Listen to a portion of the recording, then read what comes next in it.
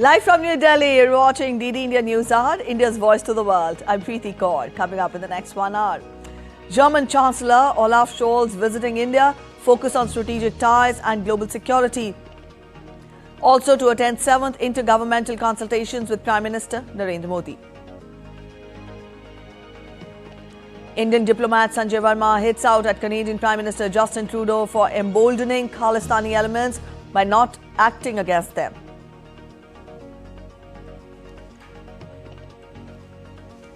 Israel and Hamas signal openness to talks on Gaza conflict. Israel says Mossad chief will attend Gaza truce talks in Doha. With 10 days to go for US presidential polls, Trump rallies his base and Harris courts moderates in final election push. Nature's fury continues to batter lives across the globe. Cyclone Dana makes landfall in India's eastern coastline, while 26 people killed in Philippines due to Storm Trami.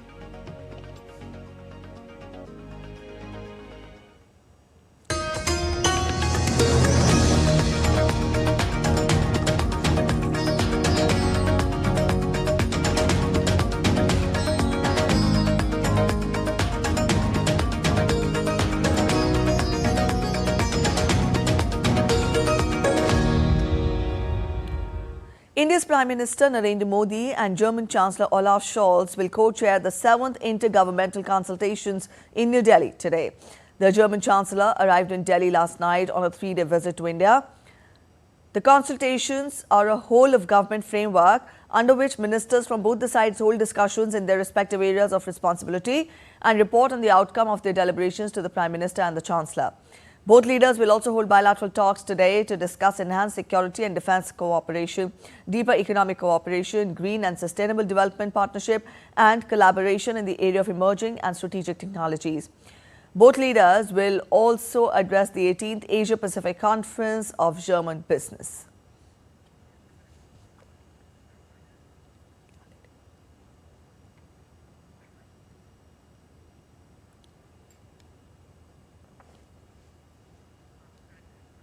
All right, our correspondent Akshay Dongri is joining us to get us more. Akshay, German Chancellor Olaf Scholz is in India on a 3-day visit and he will be holding talks with Prime Minister Narendra Modi today. Though given a brief outline of what all is to be taken up, you get us more details. What is there on the agenda? Well, a lot is on agenda, Preeti.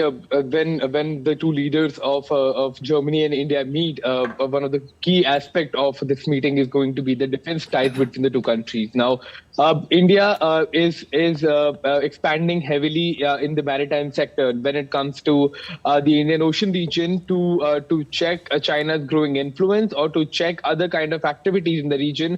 India needs to strengthen its navy, and one of the most important asset that any navy has today is submarines. So India is also trying to expand its own submarine fleet, and the Project 75I is one of the most important projects that Indian Navy has as far as the submarine projects are concerned, under which 6 submarines are to be delivered to India. And Germany is one of the partner nation. One of a firm from Germany is one of the producers of these submarines when it comes to the high-end technology that is being used. And that is going to be on the agenda. Also, the two leaders may discuss a memorandum of understanding for joint cooperation of the troops to conduct joint exercises. That is going to be on agenda. Now, economic things are also a big part of the visit by the German Chancellor Olaf Scholz, who has arrived in India last night. And now this is the economic cooperation between the two countries. Germany is a thriving economy of Europe, and despite many of the economies that have been in decline in some manners, Germany has been robust. Here, India is one of the world's. In fact, India is the world's fastest growing major economy. So both the countries can actually learn from each other, can implement a lot of arrangements in which they can directly trade. So that all is going to be discussed when the two leaders meet today. All right, Akshay, also talking of these consultations, get us more as to how has the relationship between India and Germany evolved over the years, because Germany is the only country with which India is holding such kind of consultations. Added to that, Germany is also one of the prime trading partners of India in the EU. Put all this together in the EU. Put all this together. Help us understand how has the relationship between Germany and India evolved over the years. Well, the relationships have been great, Preeti, but are not at a level where both the countries would want them to be. In fact, as we were talking about the two countries being major economies of their respective regions, in fact, global economies as well. They have a lot of space to amp up their relationships when it comes to the financial or economic ties are concerned. So that seems to be the agenda this time around for both the leaders to actually exploit all the opportunity areas and reach the potential that it can. All right, you're talking of the different areas where this relationship can be enhanced. Akshay, just for the benefit of our viewers, very quickly, help us understand, what are the new fields of interest between the two countries, which has the scope of, further enhancement and further strengthening of the relationship? Well, defense is one such field. India has not held a lot of defense ties with Germany. It has been a major defense partner of Russia. It has been a major defense partner of America. It has been a major defense partner of Israel and several other countries, but France as well. That is just in the neighborhood of Germany. But when it comes to defense equipment, defense manufacturing, Germany, after the World War II and after till the fall of Berlin Wall, was never much of a major defense producer. And that is perhaps the reason why India did not have a lot of defense ties with Germany. However, now with the defense industry of Germany picking up, that is one area where India is looking at. Second is obviously, then you have green technology, green energy, the technology that is required. Both the countries are quite interested in that. Then there is culture. Then there is people-to-people relations. Then there is also, traditional ties that the two countries have, historic ties in terms of manufacturing. Both the countries have a lot that they can share with each other. So economic aspect of the relationship is also rather yet to be explored, and that where it seems the relationship has a lot of scope to grow, and that's the area where it seems that the two leaders will be steering the relationship towards. All right. Thank you so much, Akshay, for joining in with those details. The second day of Chanakya Defence Dialogue organised by the Indian Army will conclude today. The event is showcasing around 100 initiatives in the field of digitization and automation, which have transformed the digital landscape of Indian Army. Addressing the first day of dialogue on Thursday, Defence Minister Rajnath Singh said that India and China have been involved in talks at both diplomatic and military levels to resolve their differences in certain areas along the LAC.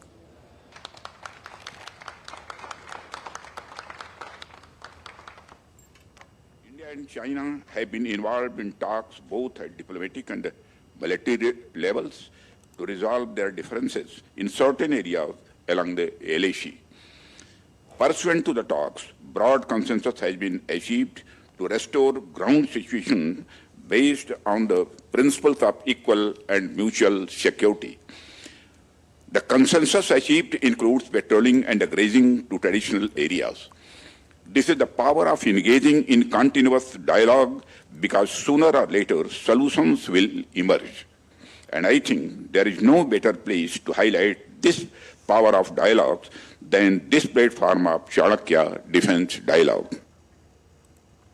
Rajnath Singh also pointed out that indigenous manufacturing of arms and equipment not only strengthens the security infrastructure, but also creates employment opportunities and further expertise, leading to technological innovation and self-reliance. Defence, with its vast infrastructure, technological advancements, and employment opportunities, significantly saves the economy, driving innovation, creating jobs, and safeguarding national interest. Its impact extends far beyond security alone, playing a crucial role in economic stability and long-term growth, which warrants a more central position in developmental discourse. On the final day of the BRICS summit in Kazan, Russia, conflict in Ukraine and West Asia dominated the agenda, with many world leaders calling for de-escalation. UN Secretary General Antonio Guterres said that peace was needed in Gaza, Lebanon, Sudan and Ukraine.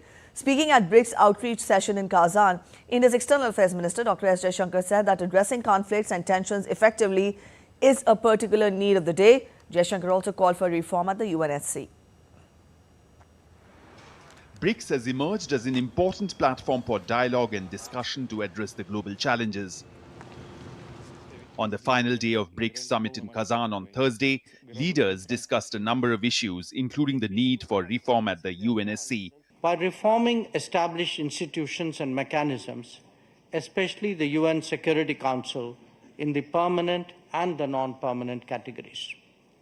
So too, the multilateral development banks, whose working procedures are just as outdated as that of the UN.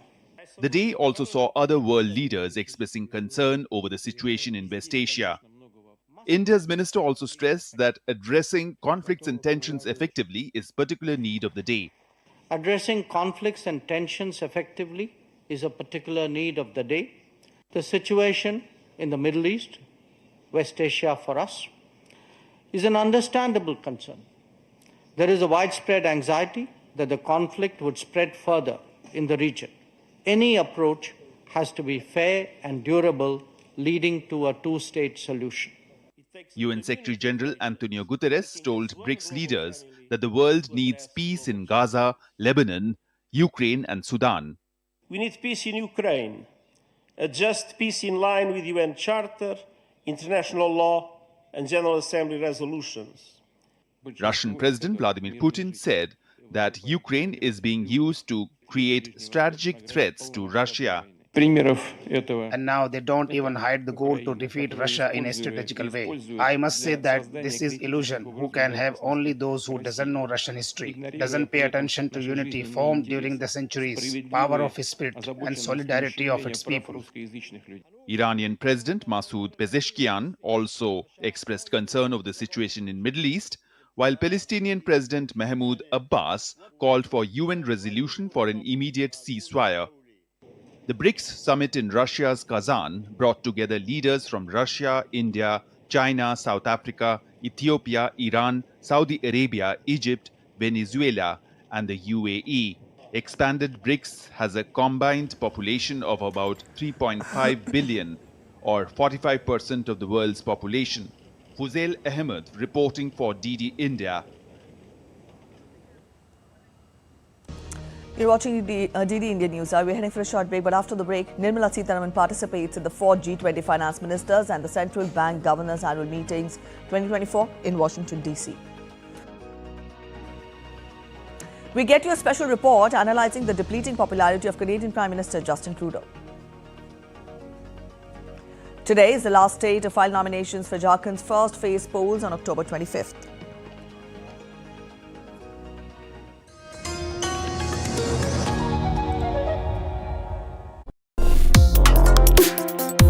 Complex issues, hidden agendas, twists and turns, strategic games. We think all dots are linked. We just need to connect them.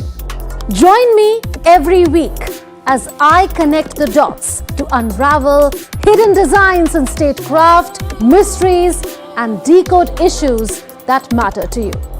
Watch Connecting the Dots with me at these times on DD India.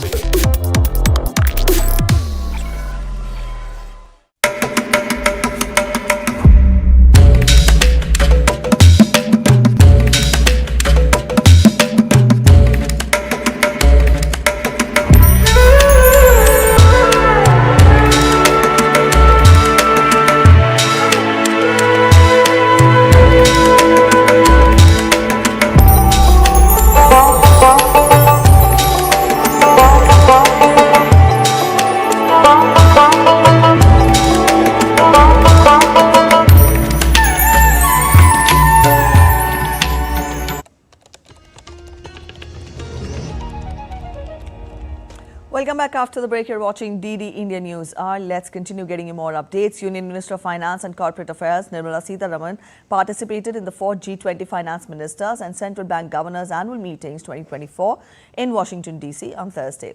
Addressing the G20 joint meeting of Finance, Climate and Environment and Foreign Affairs, ministers and governors of central banks, finance ministers espoused the need to formulate the new collective quantified goal that caters to the needs of developing countries without subjecting them to growth-inhibiting conditionalities in the provision of finance. Union Minister Nirmala Sitharaman met Chancellor of the Exchequer of the United Kingdom, Rachel Reeves, on the sidelines of the meet. Both the leaders discussed bilateral issues.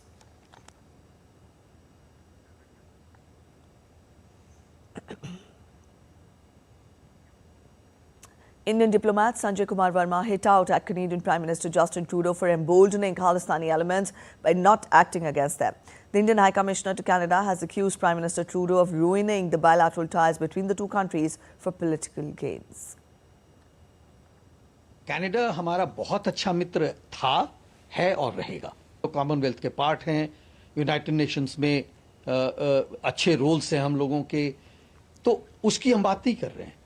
मैं जो बात कर रहा हूं वो कह रहा हूं कि अभी जो हो रहा है उसकी बात कर रहा हूं। तो अगर उस तरह से आप देखिए तो एक जो डिप्लोमेटिक प्रैक्टिसेस हैं उसमें इसी मामले को बहुत अलग अलग ढंगों से भी इस समस्या का समाधान किया जा सकता था। Canada alleged that the Indian High Commissioner Sanjay Verma and other diplomats are persons of interest in a matter related to an investigation in connection to the killing of Hardeep Singh Nijjar. India's Ministry of External Affairs strongly rebutted the Canadian government's claims regarding the involvement of Indian High Commissioner in Ottawa, Sanjay Kumar Verma, and other senior diplomats.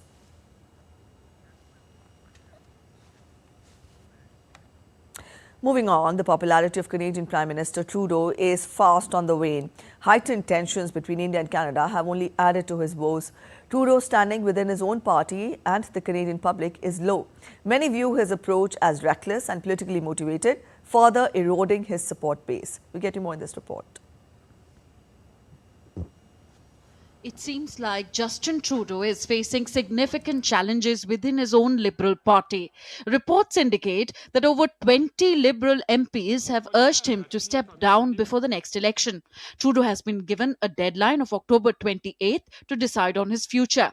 The internal dissent highlights growing unease within the party ranks, especially with recent by-election defeats and poor polling numbers.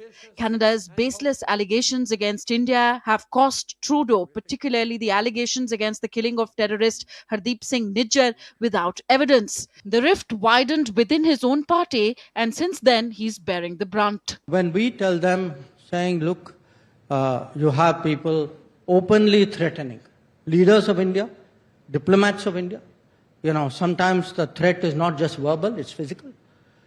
So their answer is freedom of speech. If you threaten the Indian High Commissioner, he is supposed to accept it as freedom of speech.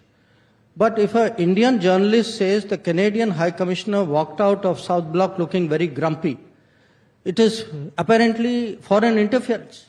People are angry with Justin Trudeau for several reasons. They believe he has shown weakness as a leader. Trudeau's foreign, social and climate policies have faced criticism. Many simply feel tired of Trudeau, seeing him as an entitled figure who has not lived up to expectations. In order to divert attention from China Gate, Trudeau very wisely thought to amplify, to play up India, but to distract attention within his own country on his leadership failures. Several names are being floated as potential successors to Justin Trudeau within the Liberal Party. These include Chrystia Freeland, the Deputy Prime Minister and Finance Minister, Melanie Joly, the Foreign Affairs Minister, Anita Anand, the current Treasury Board President, Frank Baylis, a former Liberal MP who has expressed his interest in running for the leadership, and Christy Clark, a former Premier of British Columbia. They are seen to represent a mix of experience and fresh perspectives that the Liberal Party is looking for going forward. Bureau Report, DD India. All right, let's get you updates on state assembly polls now. October 25th is the last day for filing of nomination papers for the first phase of polls in East Indian state of Jharkhand. Scrutiny of nomination papers will be conducted on October 28th, while the deadline for withdrawals is October 30th. The first phase of polling, covering 43 seats, will take place on November 13th. Polling for Jharkhand assembly will be held in 2 phases. Also, polling for the second phase, covering 38 seats, is scheduled for November 20th. In Jammu and Kashmir, a brief firefight took place between Indian Army and terrorists in the area of Butapathri, Baramulla last night. The army personnel and two porters suffered severe injuries and were evacuated for medical care. The operation is still underway.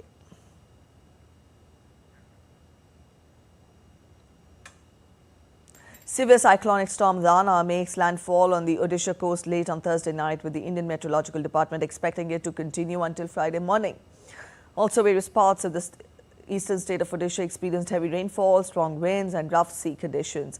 The IMD issued a red warning for heavy to very heavy rainfall in 7 districts: Mayurbhanj, Cuttack, Jajpur, Balasore, Bhadrak, Kendrapara and Jagatsinghpur.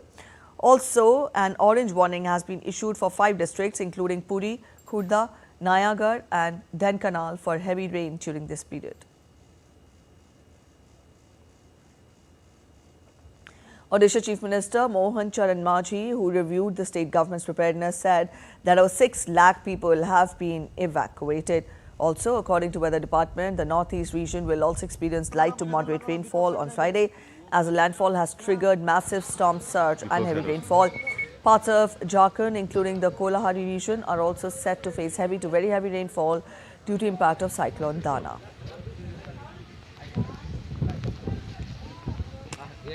Urmilesh Bhatt, Paradeep, Odisha, is joining us to get us more. Urmilesh, you're there in Paradeep. Also, we tell our viewers that an orange alert has been issued. You tell us, how has the day begun?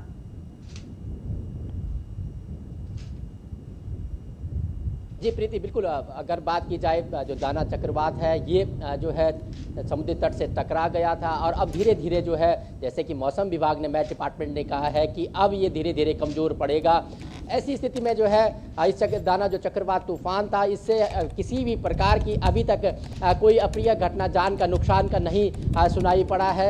ये खबर जो है यहाँ का जो आपदा प्रबंधन control room है उसने, और यहाँ पर जो है तमाम जो प्रशासनिक अमला है उसने जानकारी दी है। हालांकि जो है इस चक्रवाती तूफान में जो तेज़ हवाएं चली थी, उन हवाओं के कारण जरूर जो है पेड़ जरूर गिरे हैं और कुछ बिजली के पोल गिरे हैं। उनको जो है मरम्मत का काम, और जो सड़क पे जो पेड़ गिरे हैं उनको जो है सड़क से हटाने का काम जो एजेंसियां हैं वो कर रही हैं। कुछ जगहों पे जरूर जल जमाव की बात यहाँ पर की गई है, लेकिन वो भी जो है जल्द जो है वहाँ पर जो प्रशासन है, जो एजेंसियाँ हैं वो लगी हुई हैं।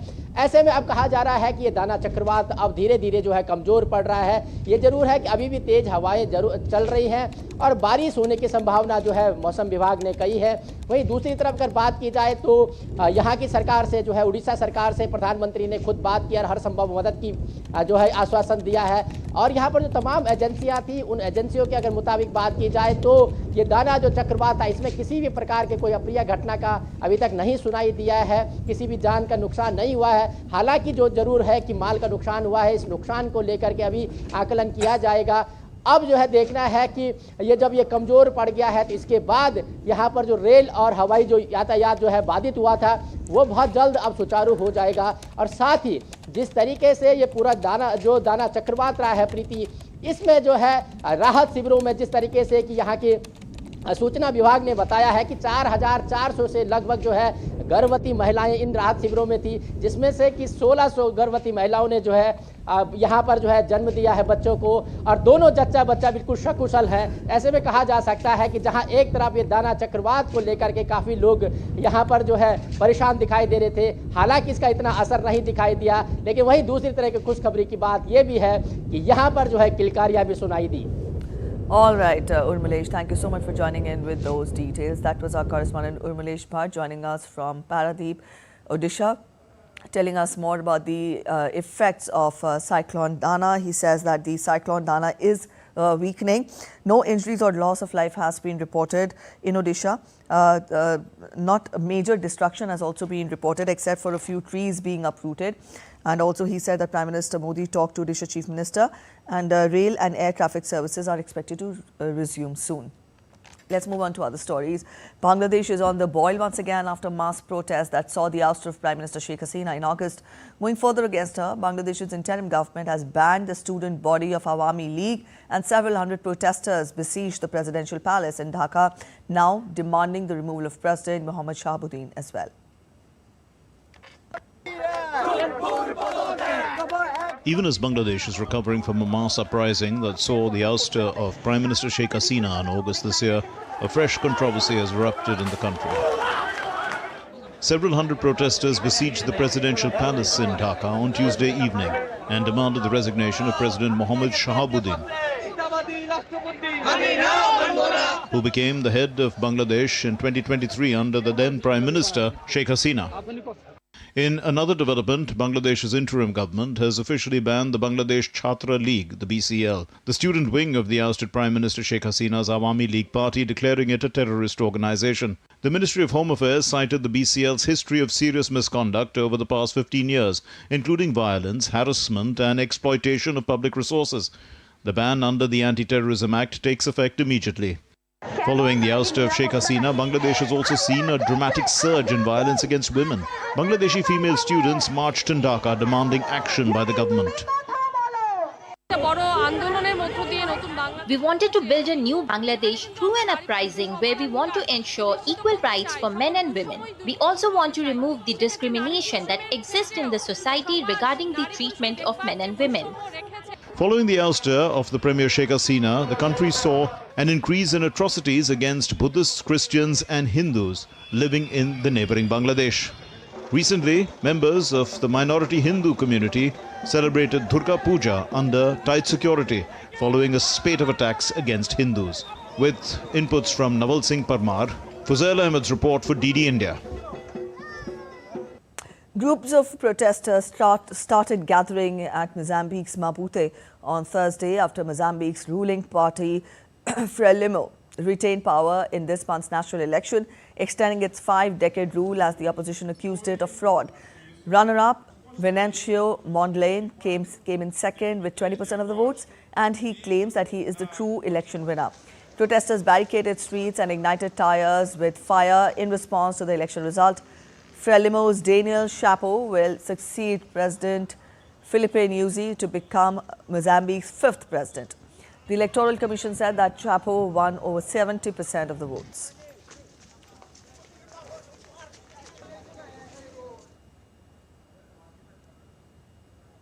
Two bomb attacks in central Mexico injured 5 police officers on Thursday. A car bomb detonation occurred in the town of Acambaro in front of an armed forces office, injuring 3 police officers. The authorities said that the attack caused property damage and crashed 7 vehicles. Simultaneously, a second attack was reported against a police patrol in Jaricuaro, in which 2 officers were seriously injured. Authorities of both municipalities implemented a strong security operation with the support of state and federal forces to find those responsible for these attacks. No arrests have been reported so far in the incident.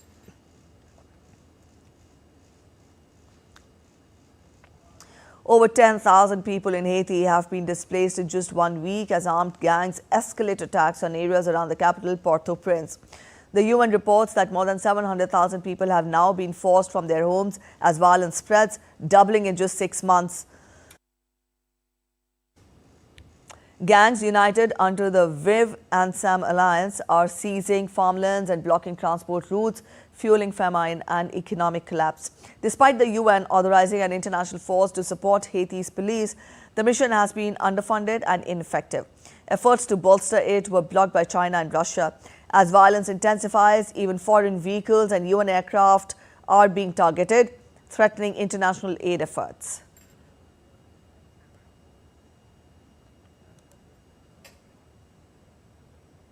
A Los Angeles prosecutor appealed to the court to Resentis, Eric and Lyle Menendez for the shotgun murder of their parents on Thursday after new evidence emerged indicating that they were sexually abused by their father for years. The recommendation raises the possibility that the brothers will be released on parole. Los Angeles County District Attorney George Gaskin said that he would recommend for removal of their life sentences as they have paid their debt to the society. The Menendez brothers, now 56 and 53, were convicted after the second of two highly publicized trials. They have already spent 34 years in prison for the murder.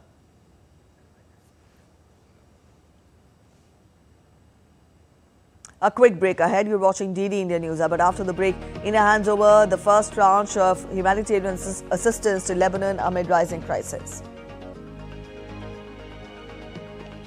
Stay with us for a quick roundup on the latest in the U.S. presidential election battle from our reporters stationed across the U.S. UN warns of a climate catastrophe as the world set to warm by 3.1 degrees Celsius without greater action.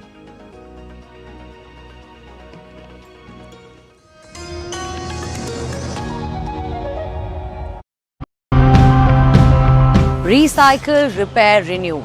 Are these cool trending terms or age-old traditions? We started distributing the compost. The residents were really happy. It also made them understand the need for waste management, why segregation was important, because it was happening right in front of their houses. Over the past years, we also expanded into the area of repair, and that obviously has an additional impact on saving e-waste, and that's an additional area where we see quite some potential. The panels contain a lot of rare commodities, and you can save a lot of energy if you use recycled materials. It's also extremely important to keep those recycled materials here in Germany. Biotanks, the sewage water gets recycled. It can be used for different purposes or drained into the ground.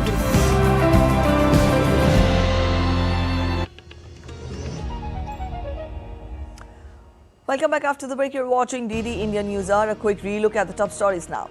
German Chancellor Scholz visiting India, focus on strategic ties and global security, also to attend 7th intergovernmental consultations with Prime Minister Narendra Modi. Israel and Hamas signal openness to talks on Gaza conflict. Israel says Mossad chief will attend Gaza truce talks in Doha. With 10 days to go for the US presidential polls, Trump rallies his base and Harris Scott moderates in final election push.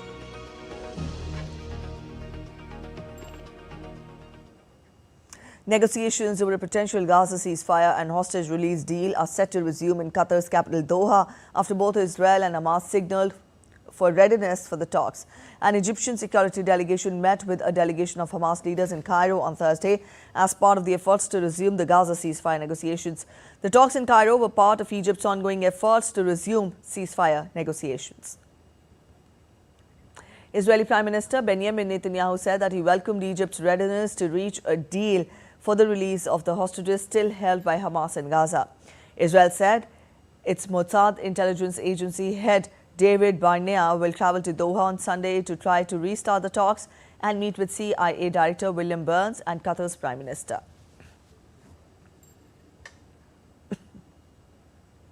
As the efforts got underway to hold fresh talks over a ceasefire and hostage deal in Gaza, the United States said that it does not want a protracted Israeli campaign in Lebanon. During his visit to Doha, the U.S. Secretary of State Antony Blinken warned Israel not to lead a protracted campaign against Hezbollah in Lebanon. Blinken said Israel must take the necessary steps to avoid civilian casualties and not endanger UN peacekeepers or the Lebanese armed forces. Blinken said the U.S. was working on a diplomatic deal which would allow civilians on both the sides of the border to return to their homes. Several strikes hit the southern suburbs of Beirut early on Friday as large explosions among buildings and thick smoke were seen rising in the sky. Israel has used airstrikes to pound southern Lebanon, Beirut's southern suburbs and the Bekaa Valley and send ground forces into areas under the border. Israel unleashed its Lebanon offensive with declared aim of securing the return of tens of thousands of people evacuated from homes in northern Israel during the year of cross-border hostilities with Hezbollah.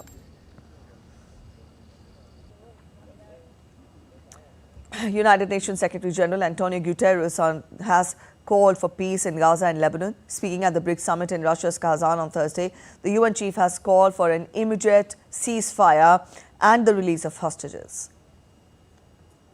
We need peace in Gaza with an immediate ceasefire, the immediate and unconditional release of all hostages, the effective delivery of humanitarian aid without obstacles, and we need to make irreversible progress to end the occupation and establish the two-state solution as it was recently reaffirmed once again by a UN General Assembly resolution.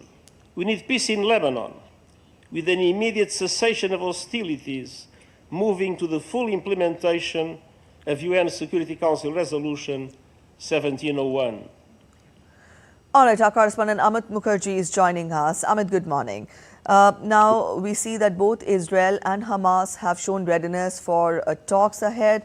Also, Antony Blinken is in the region for, facilitating the ceasefire negotiations, and also in Qatar, there is action taking place. Put all this together, get us the latest on the negotiations. What is the status of the negotiations? Well, pretty well.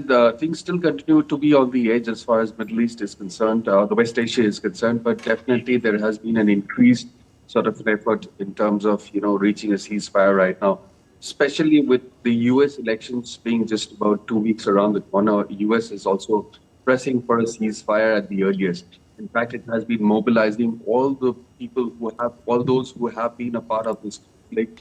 In fact, whether it's Israel, whether it's Hamas, whether it's Hezbollah as well as Iran, it has been kind of, putting in a lot of effort right now. Of course, State Secretary Antony Blinken is stationed out there in West Asia at this moment, and he's also mobilizing a lot of people out there.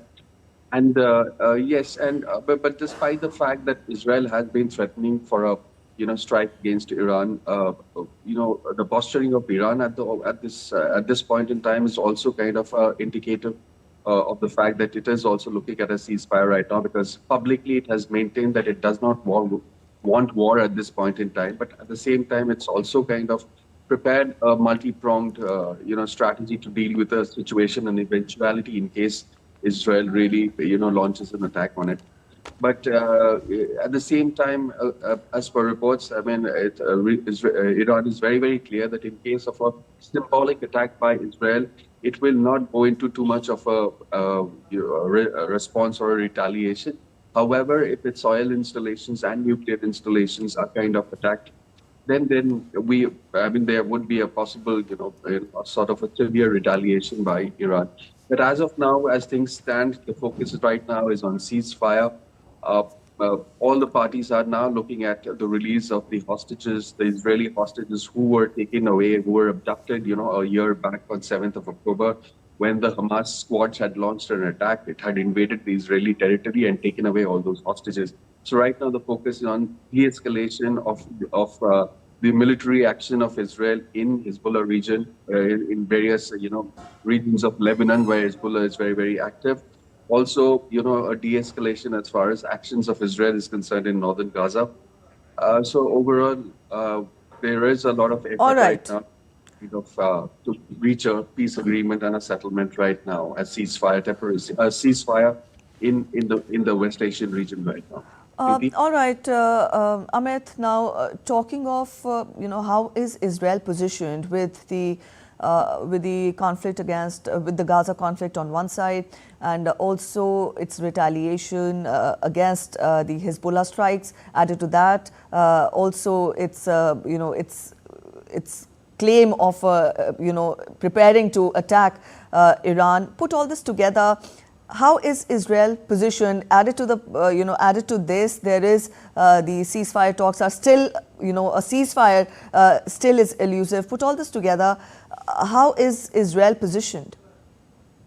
See, Preeti, the thing, I mean, all these conflicts has been, on for almost a year now. And in fact, the Israeli administration had made it very, very clear that there will be no half-baked measures at this point in time, which is why, if you see the way, the structure in which it has been attacking the proxies of Iran, so to say, whether it's the Hamas or the Hezbollah, it's a very, very calculated and a calibrated approach. Now, Israel had identified all the financial backbones which were actually financing these kind of terror activities, which is why not only it went against the individuals of Hezbollah or Hamas, but as far as Hezbollah is concerned, it has also been targeting its financial backbone. it had kind of, mounted a calibrated attack on the financial network of Hezbollah, and it was in a very, very organized way, kind of targeting those financial institutions. Apart from the attacks on the weapon depots, the launch pads from where missiles were being launched against Israel. So Israel was very, very clear that this war should stop once and for all, and it wanted to be kind of rest assured for the next few years without seeing any sort of, so which is why it is trying to cripple all these organizations which had been working against it right at the base. And as far as Iran is concerned, there is a lot of anticipation that if you look at what happened 2 weeks back, there were a barrage of about 200 missiles, ballistic missiles that were actually, targeted for Israel by Iran. And Israel so far has not directly responded to that. So, which is why, and in fact, 2 days back, Yoav Gallant, who is the military chief of Israel, he had made a statement that the world will watch the might of Israel when it strikes Iran. So, on one hand, while there is still a lot of anticipation as far as Israel's attack on Iran is concerned, but at the same time, Iran is also making sure that it acts responsibly, and publicly it has been saying that it doesn't want war. But at the same time, it will not back out from any kind of a retaliation if major installations like oil and nuclear facilities are attacked in its territory. And the nature and the extent of the attack, the retaliation of Iran would again depend on what exactly Israel does. If it's a symbolic attack. Right. So we'll have to see how the days ahead pan out. All right, Amit. And dial it down. Yeah. All right. We leave it here. Thank you so much for joining in with those details. And India's ambassador to Lebanon, Noor Rehman Sheikh, on Thursday handed over the first tranche of humanitarian assistance sent by India to Lebanon. On October 18th, India had dispatched the first tranche of 11 tons of medical supplies to Lebanon as part of the humanitarian effort to support the nation amid rising tensions and the ongoing conflict in southern Lebanon.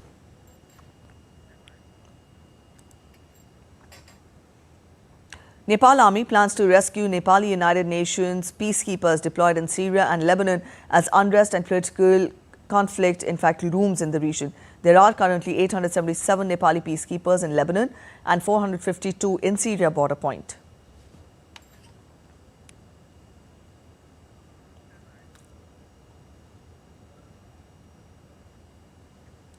All right, let's move on to the U.S. elections. Now, Kamala Harris held a star-studded rally on Thursday in swing state of Georgia, where former U.S. President Barack Obama and rock legend Bruce Springsteen joined her final push for votes ahead of November's nail-biter election. It is the latest attempt by Harris' campaign to capitalize on the backing of movie and music stars to rally voters in the closing days of tight election race against Republican rival Donald Trump. On Friday, she will appear with Beyonce in Houston. About 20,000 people attended the Georgia rally, which would make it her largest political rally yet, according to her campaign. Harris emphasized her middle-class roots and asked people to vote for her.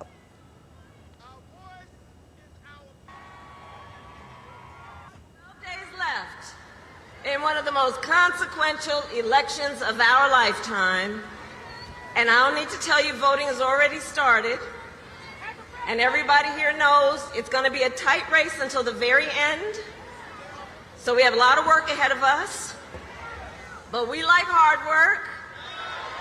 Hard work is good work. Hard work is joyful work. And make no mistake, we will win. A new Reuters poll found that Democratic presidential candidate Kamala Harris held a marginal 46% to 43% lead over Trump, but numerous public polls suggest Trump could outperform among young men of all races.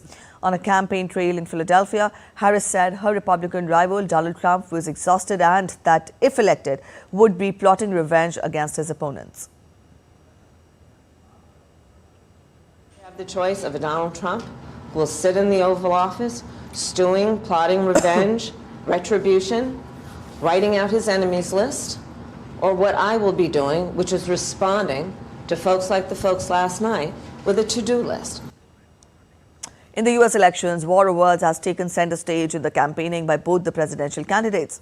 Former President Donald Trump is holding rallies in Tempe, Arizona and Las Vegas, while Vice President Kamala Harris is in the Atlanta suburbs with former President Barack Obama and musician Bruce Springsteen.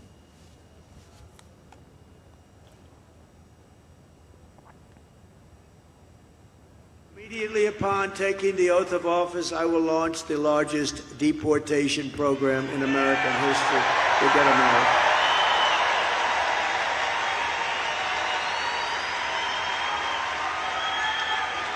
And I will rescue every town across America that's been invaded and conquered. These towns have been conquered.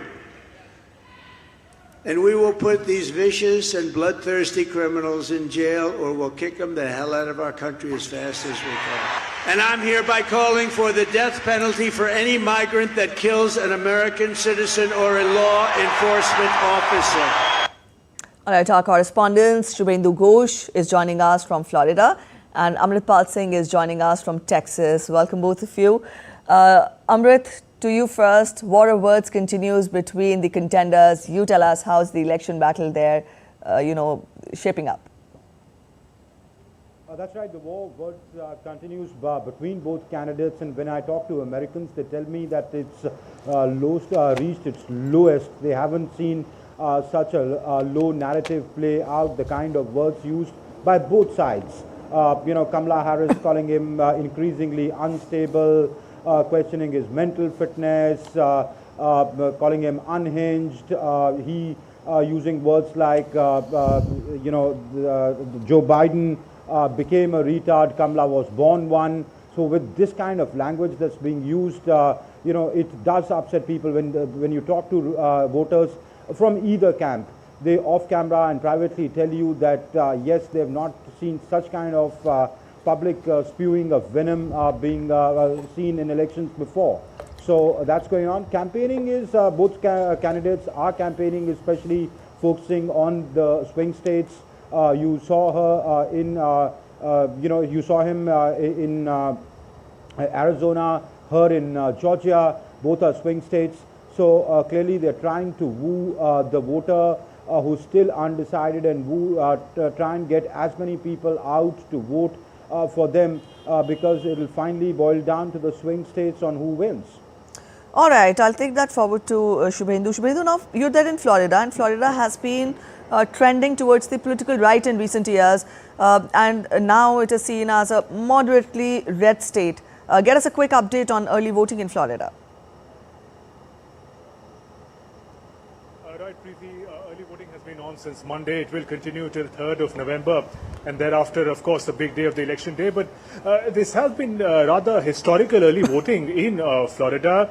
Both Democrats and Republican supporters have been coming out and voting in the early voting phase. It's especially surprising as far as the Republicans are concerned. Traditionally, they're not seen as very enthusiastic early voters. And in the past, they sort of raised concerns about the fair play as far as early voting is concerned. But this time over, it's different. There is almost like a competition between the Democrat and the Republican supporters to come out in large number. Some 2.2 million voters, registered voters in Florida, Preeti, have already exercised their franchise. And mind you, it's a lot of hard work for the voters also to come to the voting booth. And why do I say that? Because it's not just the presidential race.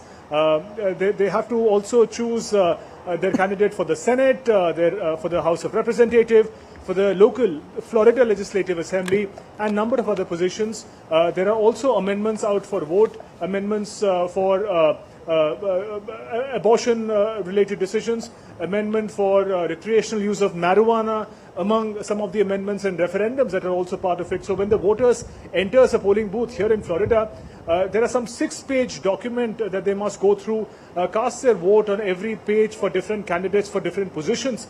So in that sense, a very, very competitive early voting on in Florida, and voters are coming out in large numbers. They don't want to miss the opportunity, not just about convenience, but also to avoid the last moment anxiety, make sure that their vote counts and they can give a tough fight to the opponent.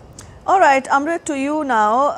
Large number of Republicans are appearing to be voting with gusto this time around also, as Shubhendu puts this. Shubhendu is in Florida. You tell us what is the trend in other states where early voting has picked up, and how do we read this newfound gusto amongst the Republicans? Well, yes, that's true that more Republicans, registered Republicans, are voting in early voting than Democrats. That's a reversal of trend. Generally, Democrats tend to vote more in Democrat voters tend to vote more in early polls. But this time around, they're voting in larger numbers. That can be attributed to the campaign run by the Republicans to get their voters out in huge numbers. Though Donald Trump was earlier maintaining he wasn't exactly very thrilled about early voting, and he said that this could be these votes could be stolen, etc. But his strategists think otherwise, his party thinks otherwise, and they've been able to get voters out. So it clearly is that the party's worked hard despite Trump's public statement about early voting being that could be manipulated by the Democrats wherever they are in power. But that's more of a rhetoric, let me tell you, because the election, they do not have anything like our election commission. They have smaller election boards. The electoral process is held by that particular county officials. So you can, where I am, like the state is totally red, but the county of Travis where I am is blue. So, the election board is formed by the state legislature, assembly, or by the executive authorities of the state. So,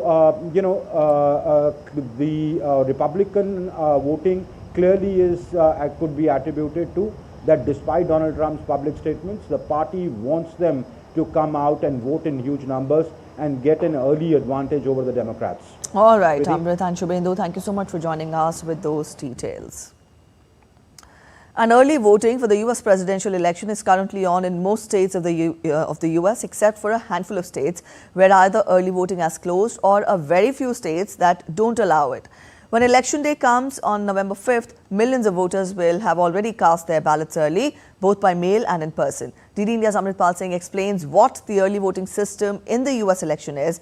He caught up with voters as they came out from polling booths in Travis County, Texas. Let's listen in. 2 weeks to the election day, and millions of Americans are already voting in early voting or through mail-in ballots. Early voting system in the US elections is designed for convenience of voters, that they may cast their votes early or by mailing in ballots if they are traveling out of their counties or are unavailable for some reason on the election day. Early voting is just voting before election day, and I do it to make sure I don't forget to get out and vote. I was just trying to beat the crowds and get it done before, all the rest of the people tried to. While people have different reasons for voting early, convenience being one of them, but in this election, there is this whole question of whether people's vote will be registered. I have one voter with me who's just cast her vote. Why did you opt for early voting? I think there's a lot of excitement around this election, and I also think there's a lot of anxiety. You are hearing about the election for over a year, and so at this point, you just want to get it over with. So one of the reasons why I voted early was that I just wanted to make sure that my ballot was in, and I wouldn't have to wait in the long line. So both the anxiety and the excitement is what brought me here early. Given the highly polarized campaign that this one has been, some voters are casting or even not casting early votes because they have apprehensions that their votes could be stolen. I came in today because I wanted to be sure absolutely that my vote was going to be counted. And so I know with early voting that I could find a spot where there is not a big line, but also not have to worry about any weird things happening on election day where maybe people don't get to actually cast their vote. I'm a little afraid that my state will throw out early votes, so I want to vote on election day this year. According to early data, there are hints that Republicans may be cutting into the Democratic edge in early voting. That might cause concern for Democrats who remember 2020, when Democratic mail-in votes were critical to Joe Biden's victory. It could also simply mean that Republicans are doing more to encourage early voting. While analysts and strategists are trying to read trends into early voting based on who's voting more, is it Republicans, is it the Democratic voters, is it women, communities like Black Americans or Latinos, etc., and trying to read trends into it. But it's too early to call in the US election because early voting counts as much as the voting on the election day. So the House is still open as far as US elections go. With cameraman Sanjay Jena, this is Amritpal Singh for DD India in Austin, Texas. Tropical storm Trami has killed at least 40 people. Tens of thousands remain displaced after fleeing floods driven by a torrential downpour that dumped 2 months' worth of rainfall in just 2 days in some areas. Storm Trami dumped torrential rainfall on the main island of Luzon, triggering widespread flooding and landslides. The government ordered businesses and schools in the path of the storm to close in anticipation of heavy rain and floods. The world is on track for a catastrophic warming, according to the United Nations report released on Thursday. If current climate policies remain unchanged, temperatures could rise by as much as 3.1 degrees Celsius by the end of the century, more than double the 1.5 degrees limit set by the Paris Agreement in 2015. With global temperatures already up by 1.3 degrees, the UN report warns of dire consequences if nations don't take immediate and stronger action to reduce emissions. Are taking us towards a catastrophic 3.1 degrees Celsius temperature rise by the end of the century. As this report rightly puts it, people and planet cannot afford more hot air. Today's report shows affordable existing technologies can achieve the emissions reductions we need to 2030 and 2035 to meet the 1.5 degree limit, but only with a surge in ambition and support. All right, that's it in this edition of DD India News Hour. But let us know your thoughts on the news of the day. For those of you on the go, you can get all the latest news and updates from India and across the world on the DD India mobile app. This app is available on both Android and iOS platforms, and you can download the respective QR codes. We'll be back with more news as it breaks here on DD India. I'm Preeti Kaur signing off, and from all of us here in Delhi, thanks for watching DD India News Hour.